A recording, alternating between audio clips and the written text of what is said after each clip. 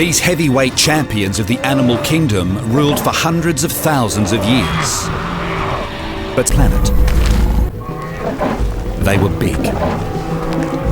The largest plant eater in Australia was diprotodon tardum. This was a huge marsupial, the largest that has ever lived. For millions of years, the diprotodon. These huge herbivores inhabited open forest, scrublands and grasslands, consuming almost 300 pounds of vegetation a day.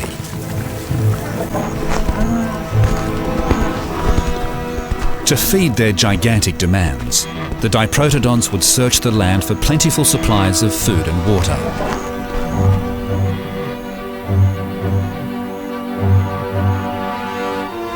Extreme temperatures and can grow in drought-affected areas.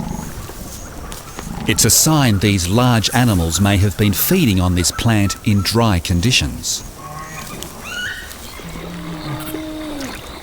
But in drought, being big also has its advantages.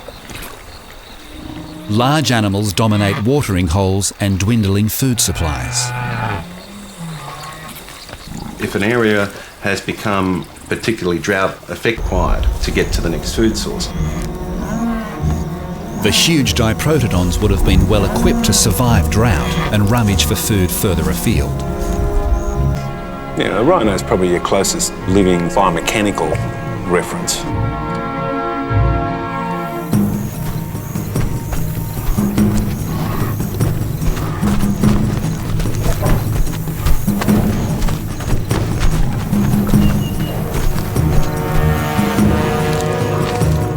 Diprotodons were 6 feet tall and 10 feet long and weighed almost 3 tons. But size alone may not have been enough to protect them from the dangers of their environment. An animal like diprotodon, and in a sense this could have made it a better. But what they lacked in speed. Being so large, it could certainly have used its weight to. So given their massive size, it seems inconceivable that diprotodons were forced into extinction by animal predators. But could their size also have been their weakness? The reason?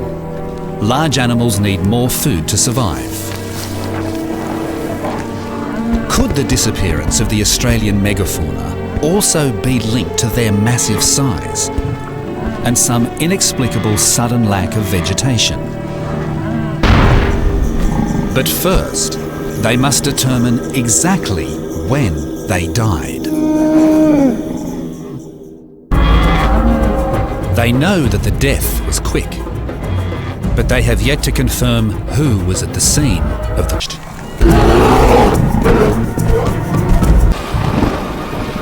But the results also reveal they survived the Ice Age at 60,000 years ago. Could it mean the megafauna were able to adapt to climate change?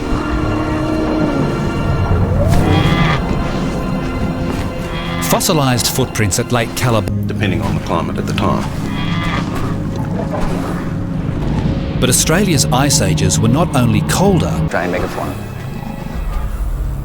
Changing something like fur length is a relatively minor adaptive change. The theory is clear. Extreme Ice Age dryness could have decimated the megafauna populations. Most eventually bounced back. What we did was essentially demonstrate that the megafauna... To wipe out the megafauna actually doesn't take much effort, in a sense. They're very slow breeding animals. So if just one kill is made per person per decade.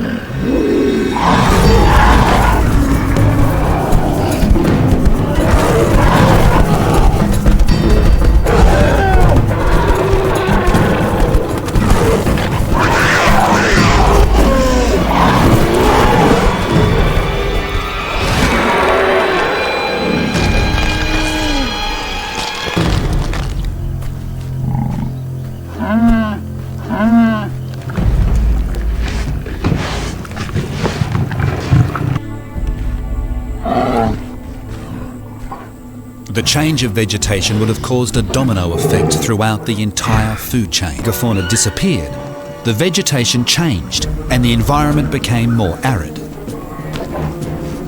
If food sources really did dry up, it would have had a devastating effect. Large animals require more food and larger areas of food. So Vegetation change is the most innovative theory to have emerged from the megafauna extinction debate.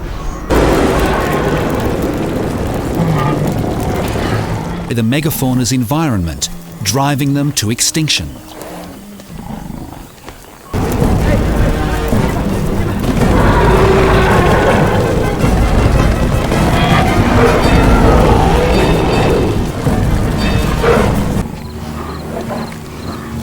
Prior to human arrival, bushfires weren't as frequent or as intense. And probably combined with hunting were factors that the population simply could not recover from.